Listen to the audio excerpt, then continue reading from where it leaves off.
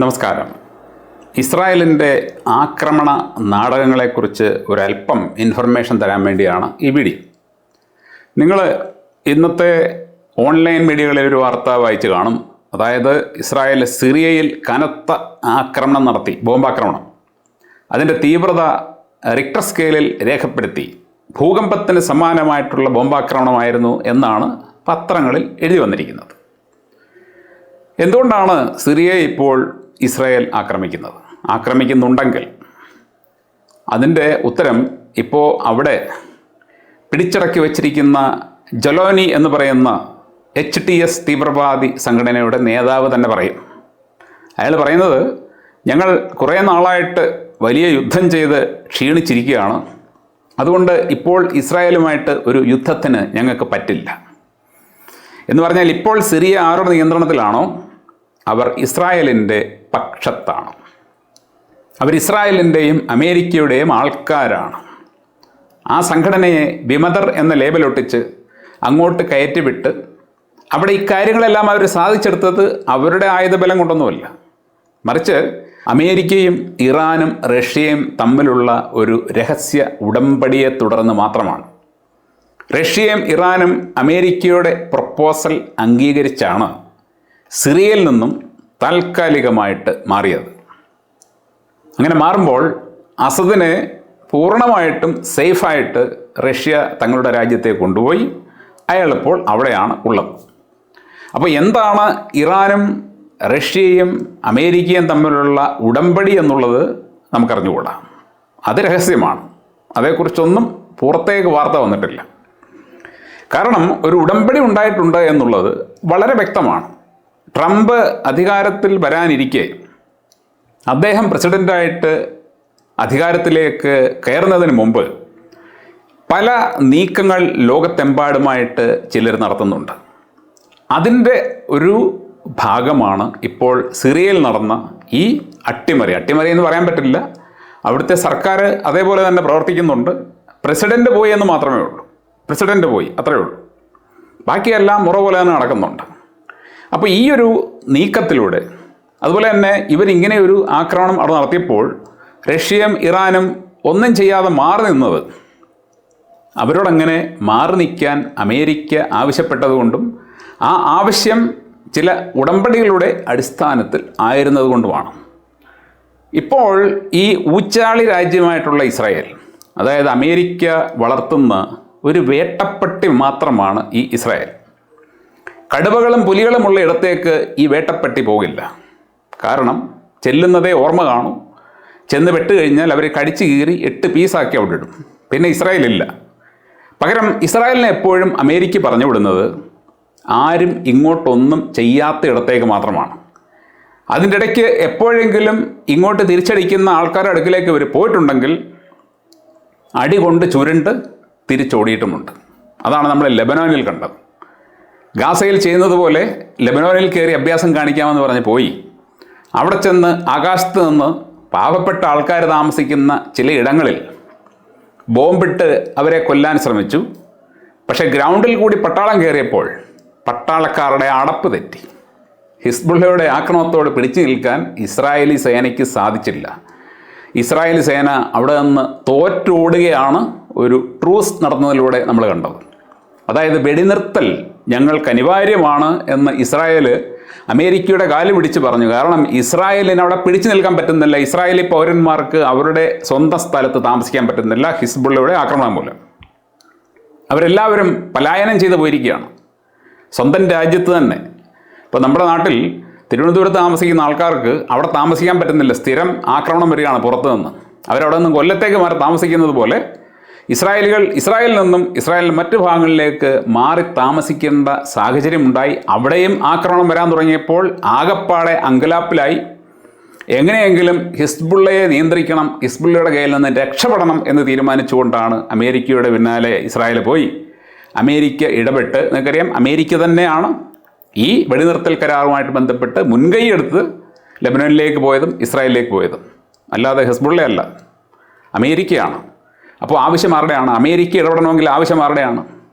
ഇവരുടെ വേട്ടപ്പെട്ടി അനിയച്ചാർ പ്രശ്നത്തിൽപ്പെട്ട് കിടക്കുകയാണ്. അപ്പോൾ സഹായിക്കണ്ടേ? അതിനെ സഹായിക്കാൻ വേണ്ടി വന്നതാണ്. സഹായിക്കാൻ വന്നു. ഹിസ്ബുള്ളയുമായിട്ടും ഇറാനുമായിട്ടും ഒക്കെ സംസാരിച്ചു. ആ സംസാരത്തിൽ എന്തോ ചില പുതിയ ഉടമ്പടികൾ ഉണ്ടായിട്ടുണ്ട്. ആ ഉടമ്പടികളിൽ ഒന്ന്, ഇസ്രായേൽ ഗാസയിൽ നിന്നും ഇറങ്ങിപ്പോകും എന്നതാണ്, യാതൊരു സംശയമില്ല. അതുകൊണ്ട് തന്നെയാണ് യുണൈറ്റഡ് നേഷൻസ് ഒരു പ്രമേയം പാസ്സാക്കിയത്. ഇതുവരെ പ്രമേയം പാസ്സാക്കാത്ത UN ഈ സമയത്ത് ഒരു പ്രമേയം പാസ്സാക്കി. അതിൽ 150-ലധികം രാജ്യങ്ങൾ ഒപ്പിട്ടു. ഇസ്രായേൽ ഗാസയിൽ നിന്നും ഇറങ്ങണം, ഗാസ അതുപോലെ തന്നെ പലസ്തീൻ ഒരുമിച്ച് ഒരു രാജ്യമായിട്ട് മാറണം. ഇവ കാര്യങ്ങളെല്ലാം യുണൈറ്റഡ് നേഷൻസ് ഒരു പ്രമേയത്തിലൂടെ ആവശ്യപ്പെടുമ്പോൾ അത് ഇസ്രായേലിന് അവിടെ നിന്നും തടിയൂരി രക്ഷപ്പെടാനുള്ള ഒരു പിടിവള്ളി കൂടിയാണ്. കാരണം എന്താണെന്ന് ചോദിച്ചു കഴിഞ്ഞാൽ, ഗാസയിലെ സ്ഥിതികൾ പണ്ടത്തെ സ്ഥിതികളല്ല ഇപ്പോൾ. ഇസ്രായേൽ അങ്ങോട്ട് അഭ്യാസം കാണിക്കാൻ കയറിയപ്പോൾ അന്ന് ഹമാസ് ഇസ്രായേലിൻ്റെ തന്നെ നിയന്ത്രണത്തിലായിരുന്നു 100%. ഹമാസിൻ്റെ ആദ്യകാല നേതാക്കൾ ആ സമയത്തുണ്ടായിരുന്ന, ആദ്യകാലമല്ല, ആ യുദ്ധമുണ്ടാകുന്ന സമയത്തുണ്ടായിരുന്ന നേതാക്കൾ സിൻവറും ഹാനിയയും എല്ലാം തന്നെ ഇസ്രായേലിന് വേണ്ടി പണിയെടുക്കുന്നവരായിരുന്നു. രണ്ടുപേരും ദുരൂഹ സാഹചര്യങ്ങളിലാണ് കൊല്ലപ്പെട്ടത്. അവരെ രണ്ടുപേരെയും കൊന്നത് ഇസ്രായേലല്ല. അതിൻ്റെ പിന്നിൽ ഇറാനുണ്ട് എന്ന് ഞാൻ ബലമായിട്ട് സംശയിക്കുന്നത്. കാരണം ഹാനിയ കൊല്ലപ്പെടുന്നത് ഇറാനിൽ വെച്ച് തന്നെയാണ്, മറ്റേ ആൾ കൊല്ലപ്പെടുന്നത് ഗാസയിൽ വെച്ചാണ്. പക്ഷേ അയാൾ കൊല്ലപ്പെട്ട് 2-3 ദിവസം കഴിഞ്ഞിട്ടാണ് വിവരം പുറത്തറിയുന്നത്. ഇസ്രായേലിന് തന്നെ ഉറപ്പില്ല അയാൾ എങ്ങനെയാണ് മരിച്ചതെന്ന്. അയാൾ മരിച്ചപ്പോൾ കൊന്നത് ഇസ്രായേലാണെന്ന് പത്രങ്ങളിൽ വാർത്ത വരും. പക്ഷേ ഇസ്രായേൽ സേന അയാൾ മരിച്ചെന്നറിയുന്നത് 2-3 ദിവസം കഴിഞ്ഞാണ്. അപ്പോൾ അയാളുടെ മരണത്തിലും ദുരൂഹതയുണ്ട്. അപ്പോൾ ഈ ഹമാസിനെ ശരിക്കും ഇസ്രായേലിന് വേണ്ടി നിയന്ത്രിച്ചുകൊണ്ടിരുന്ന നേതാക്കളുടെ കയ്യിൽ നിന്നും അതിൻ്റെ നിയന്ത്രണം ഇറാൻ്റെ കൈകളിലേക്ക് പോയിട്ടുണ്ട് എന്നും, അങ്ങനെ പോയ ശേഷം ഹമാസിൻ്റെ കരുത്ത് കൂടി ഇപ്പോൾ ഹമാസുമായിട്ട് അടിച്ചു നിൽക്കാൻ ഇസ്രായേലിന് വയ്യാത്ത ഒരു സാഹചര്യമാണ് എന്നുമാണ് നമുക്ക് വിലയിരുത്താൻ പറ്റുന്നത്. കാരണം ഇപ്പോൾ ഇസ്രായേലിൻ്റെ നിരവധി സൈനികർ ഗാസയിൽ കൊല്ലപ്പെടുന്നുണ്ട്. ഇന്നത്തെ ദിവസം കൂടി 2 പേര് മരിച്ചു. നിരവധി സൈനികർ അവിടെ കൊല്ലപ്പെടുന്നുണ്ട്. അപ്പോൾ ഇസ്രായേലിന് പണ്ടുണ്ടായിരുന്ന ഹമാസുമായിട്ട് ഈസിയായിട്ട് അടിച്ചു നീക്കാൻ പറ്റിയിരുന്നത് അന്ന് അതിൻ്റെ നിയന്ത്രണം ഇവരുടെ കൈകളിലായിരുന്നു. ഇങ്ങോട്ട് ശക്തമായിട്ടുള്ള അടിയൊന്നും വരില്ല. അതേപോലെ തന്നെ ഒരു സാഹചര്യമാണ് ഇപ്പോൾ സിറിയയിലുള്ളത്. സിറിയയിൽ കയറിക്കൂടിയിരിക്കുന്ന HTS എന്ന് പറയുന്ന തീവ്രവാദി സംഘടന അമേരിക്കയുടെയും ഇസ്രായേലിൻ്റെയും സൃഷ്ടിയാണ്. അവർ അവിടെ കയറിക്കോട്ടെ എന്ന് ഇറാനും റഷ്യയും തീരുമാനിച്ചത് ഞാൻ പറഞ്ഞതുപോലെ ഹിസ്ബുള്ളയുമായിട്ട് ഇസ്രായേൽ നടത്തിയ വെടിനിർത്തൽ ഉടമ്പടിയുടെ ഭാഗമായിട്ട് ഉണ്ടാക്കിയ മറ്റ് ചില ഉടമ്പടികളുടെ പശ്ചാത്തലത്തിലാണ്.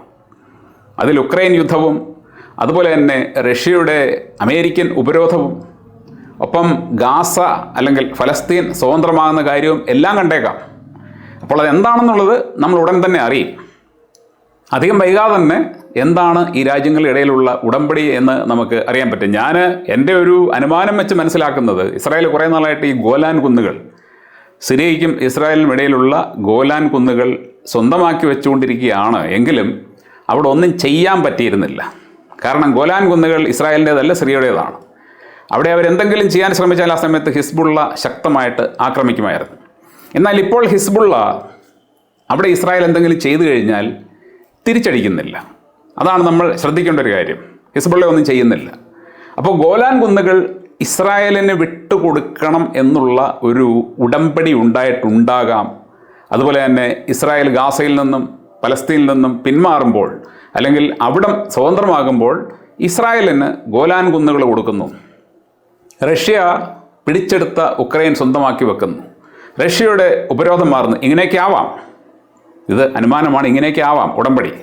കാരണം ഇപ്പോൾ ഗോലാൻ കുന്നുകളിൽ ഞങ്ങൾ കൂടുതൽ ആൾക്കാരെ കൊണ്ടുപോയി താമസിപ്പിക്കുമെന്നും അവിടം ഇസ്രായേലിൻ്റെ ഭാഗമാണെന്നുമൊക്കെ നെതന്യാഹു പറയുന്നുണ്ട് എങ്കിൽ അങ്ങനെ ഒരു തീരുമാനം ഒരുപക്ഷെ ഈ രാജ്യങ്ങളുടെ ഇടയിൽ ഉണ്ടായിട്ടുണ്ടാവാം. അസദ് ഒരുപക്ഷെ ഈ ഗോലാൻ കുന്നുകൾ വിട്ടുകൊടുക്കാൻ തയ്യാറല്ലായിരുന്നു. റഷ്യയ്ക്കും അതുപോലെ തന്നെ ഇറാനും ഗോലാൻ കുന്നുകൾ ഇസ്രായേലിന് വിട്ടുകൊടുക്കുന്നതിൽ വിരോധമൊന്നുമില്ല. അവരുടെ ലക്ഷ്യം മറ്റ് ചില കാര്യങ്ങളാണ്. അപ്പോൾ ഗോലാൻ കുന്നുകൾ ഇവരും ഉപയോഗിക്കുന്നില്ല, അവരും ഉപയോഗിക്കുന്നില്ല. അവിടെയുള്ള എണ്ണ കുഴിച്ചെടുക്കാൻ ഇസ്രായേൽ ആഗ്രഹിക്കുന്നെങ്കിൽ അവരത് എടുത്തോട്ടെ. ബാക്കിയുള്ള കാര്യങ്ങളിൽ ഇവർക്കനുകൂലമായിട്ടുള്ള തീരുമാനം വരണം എന്നതായിരിക്കണം ഇവരുടെ ഇടയിൽ ഉടമ്പടി. അപ്പോൾ അസദ് അവിടെ ഇരുന്ന് കഴിഞ്ഞാൽ ഇതൊന്നും നടക്കില്ല. അയാൾ ഗോലാൻ കുന്നുകളിൽ ഈ ഇസ്രായേലിന് കയറി എന്തെങ്കിലും ചെയ്യാനുള്ള സാഹചര്യം കൊടുക്കില്ല. ശക്തമായ തിരിച്ചടി ഉണ്ടാവും. അതുകൊണ്ട് റഷ്യയുടെയും ഇറാൻ്റെയും ഒക്കെ അനുമതിയോടെ അസദിനെ താൽക്കാലികമായിട്ട് അവിടെ നിന്ന് മാറ്റി ഭരണം മാറ്റിയിട്ട് ഇസ്രായേലിന് ഗോലാൻ കുന്നുകൾ സ്വന്തമാക്കി കൊടുക്കുകയും ഫലസ്തീൻ സ്വതന്ത്രമാവുകയും ഉക്രൈനിൻ്റെ റഷ്യ പിടിച്ചെടുത്ത ഭാഗങ്ങൾ റഷ്യയുടെ കയ്യിൽ തന്നെ ഇരിക്കുകയും അതുപോലെ തന്നെ റഷ്യയുടെ മേലുള്ള ഉപരോധം മാറുകയും മുമ്പ് റഷ്യ ചെയ്തിരുന്ന എണ്ണക്കച്ചവടം, പ്രകൃതിവാദ കച്ചവടം സുഗമമായിട്ട് തന്നെ മുമ്പോട്ട് പോവുകയും അതുപോലെ തന്നെ ഗാസ സ്വതന്ത്രമാകുമ്പോൾ അതിൻ്റെ മേലുള്ള നിയന്ത്രണം ഇറാൻ്റെ കയ്യിൽ വരികയും ഒക്കെ ചെയ്യുന്ന തരത്തിലുള്ള ഒരു ഉടമ്പടിയാകാം ഇവർ സംസാരിച്ചിട്ടുള്ളത്. അതുകൊണ്ട് മാത്രമാണ് ഇസ്രായേലിന് ഇപ്പോൾ അവിടെ കയറി ബോംബിങ് നടത്താൻ പറ്റുന്നത്. സിറിയയുടെ ഉള്ളിലല്ല, ബോർഡറിലാണ് ഈ ബോംബിങ് നടത്തുന്നത്. അതായത് അവരുടെ തന്നെ അവർക്ക് കിട്ടിയിരിക്കുന്ന ഏരിയകളിലാണ് ഈ സംഭവമൊക്കെ നടത്തുന്നെങ്കിൽ നടത്തുന്നത്, ഉള്ളിൽ കയറിയൊന്നും ചെയ്യുന്നില്ല. അപ്പോൾ ഈ ഒരു തരത്തിലാണ് ഇസ്രായേൽ എപ്പോഴും ആക്രമണം നടത്തുന്നത്. ഇസ്രായേലിന് ഒരിക്കലും ഇങ്ങോട്ട് ശക്തമായിട്ട് തിരിച്ചടിക്കുന്ന ഒരു രാജ്യത്തെയും തൊടാൻ പോലുമുള്ള കെൽപ്പില്ല. അതാണ് ഇറാൻ 2 തവണ അവരെ ഡയറക്റ്റ് അടിച്ചിട്ടും അവർ തിരിച്ചടിക്കുകയായിരുന്നത്. കാരണം തിരിച്ചടിക്കാൻ ധൈര്യമില്ല, അതിനുള്ള കഴിവില്ല. അടിച്ചു കഴിഞ്ഞാൽ ഇറാന് ഒരു ദിവസം വേണ്ട ഇസ്രായേലിനെ തീർക്കാൻ. ഒറ്റ ദിവസം കൊണ്ട് ഇസ്രായേൽ ഭൂപടത്തിൽ കാണില്ല. അപ്പോൾ എങ്ങനെയെങ്കിലും ഇറാനെ അടിച്ചു എന്നൊന്ന് വരുത്തി തീർക്കാൻ വേണ്ടി അന്നവരൊരു വാർത്ത ഉണ്ടാക്കി. അതായത് കൂടുതലും ഇസ്രായേലിൻ്റെ അടി നടക്കുന്നത് പേപ്പറിലൂടെയാണ്. കാരണം എല്ലാ മീഡിയകളും അവരുടെ കൺട്രോളിലാണ്. അമേരിക്കയുടെയും ഇസ്രായേലിൻ്റെയും കൺട്രോളിലാണ് എല്ലാ മീഡിയകളും. അപ്പോൾ അവരെന്ത് വാർത്ത പത്രങ്ങളിൽ വരാൻ ആഗ്രഹിക്കുന്നു അത് വരും. ഇപ്പോൾ അസോസിയേറ്റഡ് പ്രസ് അവിടെ ഇരുന്നുകൊണ്ട് ഒരു വാർത്ത നമ്മുടെ മലയാള മനോരമയ്ക്കും അല്ലെന്നുണ്ടെങ്കിൽ നമ്മുടെ പ്രസ് ട്രസ്റ്റ് ഓഫ് ഇന്ത്യക്ക് അയച്ചു കൊടുത്തു കഴിഞ്ഞാൽ അത് വാർത്തയായിട്ട് മാറും. നാളെ നമ്മുടെ പത്രങ്ങളിൽ വരും. അവരവിടെ ഇരുന്നുകൊണ്ട് ഏതെങ്കിലും ഒരു ന്യൂസ് ഏജൻസിക്ക് ഒരു വാർത്ത അയച്ചു കൊടുത്തു കഴിഞ്ഞാൽ ആ വാർത്ത ശരിയോ തെറ്റോ എന്നൊന്നും നോക്കാതെ പ്രിൻ്റ് ചെയ്യുന്ന ഒരു മീഡിയ രീതിയാണ് ഇപ്പോൾ ഉള്ളത്. ആ വാർത്തയെ സാധൂകരിക്കാൻ വേണ്ടി ഒരു ഫോട്ടോയും കൊടുക്കും. അവിടെ എന്താണ് യഥാർത്ഥത്തിൽ സംഭവിച്ചത്, അങ്ങനെ എന്തെങ്കിലും നടന്നോ എന്നൊന്നും ലോകത്ത് ഒരുത്തനും അറിയാൻ പോകുന്നില്ല. അറിയുന്നത് അവിടെ ജീവിക്കുന്ന ആൾക്കാർ മാത്രമാണ്. അവർ പറയുന്നത് പുറം ലോകോട്ട് അറിയുകയുമില്ല. ഞാൻ ഇറാനിലെ ആക്രമണം നടന്നപ്പോൾ നേരിട്ട് മനസ്സിലാക്കിയ കാര്യമാണ്. ഇറാനെ ഇസ്രായേൽ ആക്രമിച്ചു എന്ന് പറഞ്ഞപ്പോൾ ഇറാനിൽ ഒരാൾ പോലും അറിയാതെയാണ് ഇസ്രായേൽ ആക്രമിച്ചത്. ഇനി ഇറാനിൽ ജീവിക്കുന്നവരാരും അറിഞ്ഞില്ല, ടെഹ്റാനിലാരും അറിഞ്ഞില്ല. പക്ഷേ നമ്മളെല്ലാവരും അറിഞ്ഞ പത്രങ്ങളിലൂടെ. അപ്പോൾ ഈ രീതിയിൽ മീഡിയകളിലൂടെ ഒരുപാട് കള്ള യുദ്ധവാർത്തകൾ ഇവരിടും. യുദ്ധവാർത്തകൾ മാത്രമല്ല, നമ്മുടെ ആരോഗ്യവുമായിട്ട് ബന്ധപ്പെട്ടും ഒരുപാട് കള്ള വാർത്തകളിടും. അത് കൊറോണ സമയത്ത് നമ്മൾ കണ്ടതാണ്. അപ്പോൾ ഇസ്രായേലിൻ്റെ ആക്രമണത്തെ നമ്മൾ അങ്ങോട്ട് ഒരു രത്നച്ചുരുക്കത്തിലേക്ക് കൊണ്ടുവന്നു കഴിഞ്ഞാൽ, ഒന്ന്, തിരിച്ചടിക്കാൻ ത്രാണിയില്ലാത്തിടത്ത് മാത്രം കയറി അഭ്യാസം കാണിക്കുകയും നടക്കാത്ത യുദ്ധം നടന്നു എന്ന് പത്രങ്ങളിലൂടെ പടച്ചുവിട്ട് അതിൽ പുളകം കൊള്ളുകയും ചെയ്യുന്ന ഒരു ദുർബല രാജ്യമാണ് ഈ ഇസ്രായേൽ.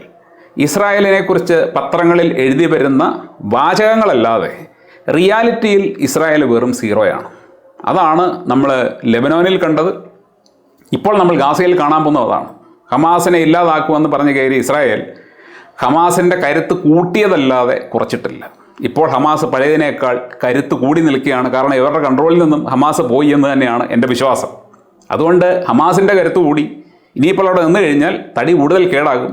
അതിനവിടെ നിന്ന് രക്ഷപ്പെടാൻ വേണ്ടി യുണൈറ്റഡ് നേഷൻസിൻ്റെ കാല് പിടിച്ച് അവരെ കൊണ്ടൊരു പ്രമേയം പാസ്സാക്കിപ്പിച്ച് ഞങ്ങൾ ഈ പ്രമേയം പാസ്സാക്കിയത് കൊണ്ടാണ് അവിടെ നിന്ന് പോകുന്നത് എന്ന് പറഞ്ഞ് അവിടെ നിന്ന് നാണം കെട്ട് പുറത്തേക്ക് ഇറങ്ങാൻ പോവുകയാണ് ഈ നാണം കെട്ട ഇസ്രായേൽ എന്ന് പറയുന്ന രാജ്യം. അതുകൊണ്ട് ഇവരെക്കുറിച്ച് വരുന്ന വാർത്തകൾ നിങ്ങളെപ്പോഴും കൃത്യമായിട്ടൊന്ന് വിശകലനം ചെയ്യണം. അതിനെക്കുറിച്ച് കൂടുതൽ അന്വേഷിക്കാൻ ശ്രമിക്കണം. കാരണം വാർത്തകളിലൂടെ മാത്രം ഹീറോ ആകുന്ന, പ്രവൃത്തികളിൽ സീറോ ആയിട്ടുള്ള ഒരു രാജ്യമാണ് ഇസ്രായേൽ.